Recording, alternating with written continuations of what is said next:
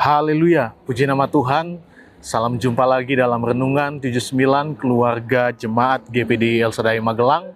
Tuhan Yesus memberkati kita semua. Saya mengucapkan selamat merayakan Hari Kemerdekaan negara kita, Republik Indonesia. Kita percaya dan menjadi doa kita, Tuhan akan terus menyertai bangsa kita menjadi bangsa yang selalu memuliakan Tuhan. Merdeka, merdeka, merdeka. Nah, puji nama Tuhan, di dalam firman Tuhan pada saat ini saya beri tema upah dosa. Upah dosa. Kita akan melihat di dalam 2 Tawari 36 ayat 5 sampai ayatnya yang ke-8. 2 Tawari 36 ayat 5 sampai ayat 8 saya baca firman Tuhan. Yoyakim berumur 25 tahun pada waktu ia menjadi raja, dan 11 tahun lamanya ia memerintah di Yerusalem. Ia melakukan apa yang jahat di mata Tuhan Allahnya. Nebukadnezar, Raja Babel, maju melawan dia, membelenggunya dengan rantai tembaga untuk membawanya ke Babel. Juga beberapa perkakas rumah Tuhan dibawa Nebukadnezar ke Babel dan ditempatkan di istananya di Babel. Selebihnya dari riwayat Yoyakim, segala kekejian yang dilakukannya dan kesalahan yang ada padanya sesungguhnya semuanya itu tertulis dalam kitab raja-raja Israel dan Yehuda. Maka Yoyakim anaknya menjadi raja menggantikan dia. Bapak, Ibu, dan saudara-saudari yang diberkati oleh Tuhan, kalau kita melihat di dalam pasal ini, di dalam ayat 5 sampai ayat yang ke-8, Yoyakim menjadi raja Yehuda di usia 25 tahun. Dan ia memerintah sebagai raja selama 11 tahun. Namun kita lihat akhir dari pemerintahannya sangat tragis. Karena Tuhan mengizinkan Yehuda diserang oleh kerajaan Babel pada waktu itu. Dan Yoyakim ditangkap oleh Raja Nebukadnezar dan dibawa ke Babel dengan keadaan terbelenggu.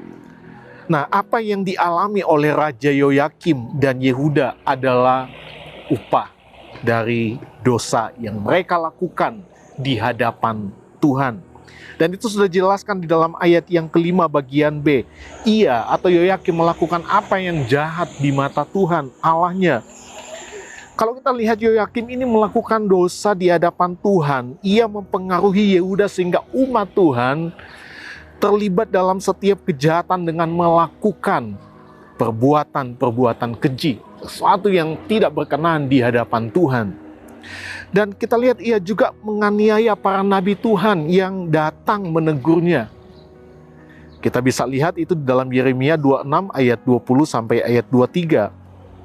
Ada juga seorang lain yang bernubuat demi nama Tuhan, yaitu Uria bin Semaya dari Kiryat Yearim. Dia bernubuat tentang kota dan negeri ini, tepat seperti yang dikatakan Yeremia. Ketika Raja Yoyakim bersama-sama dengan segenap perwiranya dan semua pemuka mendengar perkataan orang itu, maka raja pun mencari ikhtiar untuk membunuhnya. Mendengar hal itu, maka takutlah Uria, lalu melarikan diri dan tiba di Mesir. Kemudian Raja Yoyakim menyuruh orang ke Mesir, yaitu Elnatan bin Akbor beserta beberapa orang. Mereka mengambil Uria dari Mesir dan membawanya kepada Raja Yoyakim. Raja menyuruh membunuh dia dengan pedang dan melemparkan mayatnya ke kuburan rakyat biasa. Jadi kita lihat, ia menganiaya para nabi Tuhan yang datang menegurnya. Salah satunya ada Nabi Uria yang pada waktu itu dibunuh. Itu sebabnya Allah mendatangkan hukuman bagi Yoyakim dan Yerusalem saat itu. Bapak, Ibu, dan saudara-saudari yang diberkati oleh Tuhan, kisah Raja Yoyakim menjadi peringatan bagi setiap kita sekarang ini bahwa dosa hanya mendatangkan maut atau penghukuman kekal bagi setiap manusia. Dan itu sudah dijelaskan di dalam kitab Roma pasal 6 ayat 23. Firman Tuhan bilang, sebab upah dosa ialah maut, tetapi karunia Allah ialah hidup yang kekal dalam Kristus Yesus Tuhan kita. Mengapa upah dosa adalah maut? Karena pada dasarnya dosa adalah pemberontakan terhadap Allah. Dengan demikian dosa memisahkan manusia dari Allah, Sang Pencipta dan Pemelihara kehidupan, yang berarti tidak ada keselamatan kekal bagi orang yang hidup di dalam dosa, yang melakukan setiap kejahatan di hadapan Tuhan, melainkan kebinasaan kekal. Tetapi oleh kasih karunia Allah kita bersyukur dengan kematian Tuhan Yesus Kristus di atas kayu salib. Kita telah diampuni dan diselamatkan oleh Tuhan. Kita lihat di ayat 23 Roma 3 ayat 23 dan ayat 24. Karena semua orang telah berbuat dosa dan telah kehilangan kemuliaan Allah. Dan oleh kasih karunia telah dibenarkan dengan cuma-cuma karena penebusan dalam Kristus Yesus. Jadi kita bersyukur kita adalah orang-orang yang berdosa di hadapan Tuhan, tetapi Allah sudah mengampuni kita, menebus dosa kita, dan memberikan kita kemerdekaan. Namun sekalipun Yesus telah mati untuk pengampunan dosa manusia, tetapi jika kita tidak meninggalkan dosa, tidak menghargai kasih karunia Tuhan, itu artinya kita menutup pintu bagi pengampunan yang sudah Tuhan kerjakan, Tuhan sediakan bagi setiap kehidupan kita sebagai umat Tuhan. Kalau kita melihat di dalam perjanjian lama, ada banyak raja-raja Yehuda yang hidupnya juga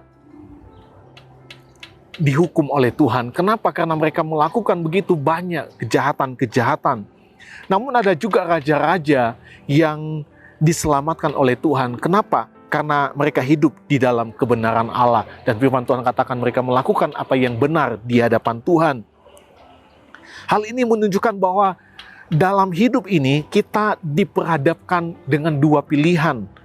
Yang pertama upah dosa dan upah kebenaran. Upah dosa adalah maut, penghukuman kekal. Tetapi upah kebenaran, artinya orang yang melakukan kebenaran adalah kasih karunia Allah yang menyelamatkan. Ada keselamatan kekal. Kebenaran berarti kita meninggalkan setiap perbuatan dosa. Ada pertobatan dan hidup melakukan apa yang benar di mata Tuhan. Dengan demikian, kita adalah orang-orang yang tinggal di dalam kebenaran Allah. Dan jaminannya adalah hidup yang kekal. Satu ayat lagi kita lihat 1 Yohanes 5 ayat 20. Akan tetapi kita tahu bahwa anak Allah telah datang dan telah mengaruniakan pengertian kepada kita, supaya kita mengenal yang benar dan kita ada di dalam yang benar, di dalam anaknya Yesus Kristus. Dia adalah Allah yang benar dan hidup yang kekal. Kita ada di dalam Dia, yang berarti kita melakukan setiap kebenaran.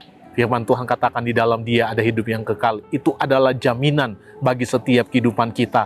Kita memperoleh keselamatan kekal di dalam Dia ketika kita hidup melakukan setiap kebenarannya, atau kita memilih upah kebenaran, yaitu keselamatan kekal. Apa yang menjadi pilihan kita, Bapak, Ibu, dan saudara-saudari yang diberkati Tuhan, keluarga jemaat GPD El Shaddai Magelang?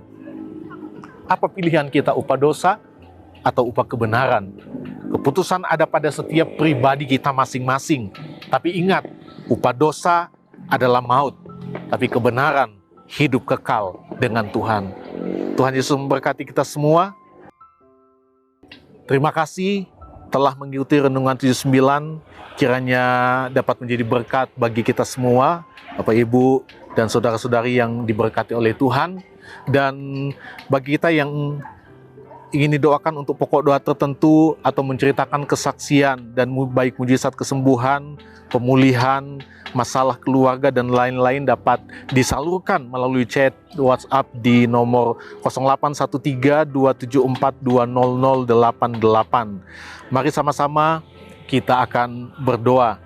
Segala pujian, syukur, hormat, kemuliaan hanya bagi Tuhan Yesus di tempat yang maha tinggi. Terima kasih buat anugerah-Mu yang boleh kami nikmati sampai pada saat ini. Kami bersyukur karena kami boleh menikmati kembali kebenaran firman Tuhan yang boleh mengajarkan kami untuk hidup di dalam kebenaran, karena di sana ada upah, yaitu keselamatan kekal yang kami peroleh di dalam Tuhan. Terima kasih Bapa yang baik. Terima kasih Tuhan. Kami bersyukur kepada Tuhan atas kemurahan Tuhan bagi setiap pemulihan dari sakit kanker yang dialami oleh seorang ibu. Kami percaya itu semua terjadi atas anugerah dan pertolongan Tuhan. Bapa di dalam surga, kami juga berdoa Tuhan buat pemulihan keluarga, pemulihan kesehatan, pemulihan usaha dan pekerjaan. bangsa dan negara kami, pemerintah, kami menyerahkan semuanya ke dalam tangan Tuhan. Kami percaya Tuhan yang akan terus mengerjakan setiap pemulihan demi pemulihan. Baik setiap kehidupan keluarga jemaat GPD El Shaddai Magelang, baik pemulihan kesehatan, Tuhan akan tolong pemulihan dalam usaha dan pekerjaan mereka, Tuhan pulihkan, diberkati oleh Tuhan. Dan bangsa dan negara kami, pemerintah kami dipulihkan oleh Tuhan, jadi bangsa yang hidup di dalam takut akan Tuhan. Terima kasih Tuhan Yesus, terpujilah namamu kekal selama-lamanya. Kiranya Allah Tuhan Yesus Kristus menjadikan mata hati keluarga jemaat GPD El Shaddai Magelang terang, agar kami mengerti pengharapan apakah yang terkandung dalam panggilan-Mu. Betapa kayanya kemuliaan bagian yang Engkau tentukan bagi kami. Di dalam nama Tuhan Yesus Kristus kami berdoa. Haleluya. Amin.